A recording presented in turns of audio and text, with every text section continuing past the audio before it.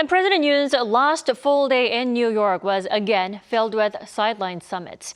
The top office says that this is an effective way to boost Busan's bid to host the 2030 World Expo, while it's an opportunity to broaden South Korea's presence across the globe. Our Kim Do-yeon has more.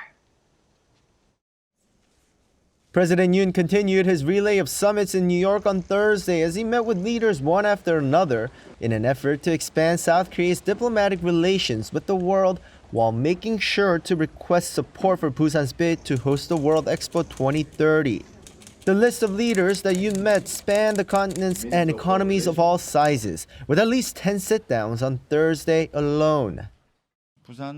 During the United Nations General Assembly, we selected countries from the 189 BIE members to meet that could further enhance cooperation through the Busan Expo.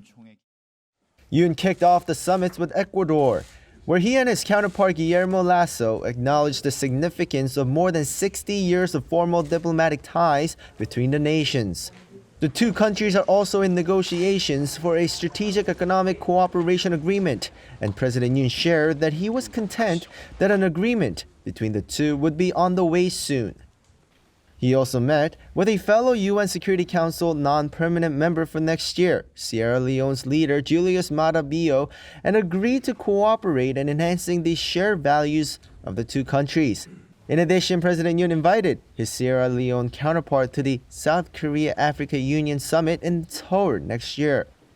Also significant was Yoon's meeting with the leader of North Macedonia, Stevo Pendarovsky, marking the first time the two countries held a summit after diplomatic relations were formed in 2019.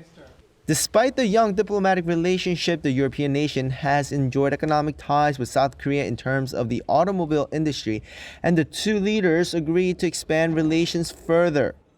President Yoon also held a lunch meeting with Paraguay's leader, as well as talks with Nepal and Guinea-Bissau. And while the leaders may not have promised votes at the BIE openly, the top office says the meetings should have a positive impact.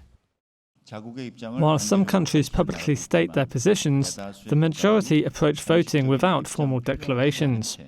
Therefore, engaging in face-to-face bilateral meetings to openly exchange opinions and mutually understand intentions while deriving cooperative solutions is a highly effective approach.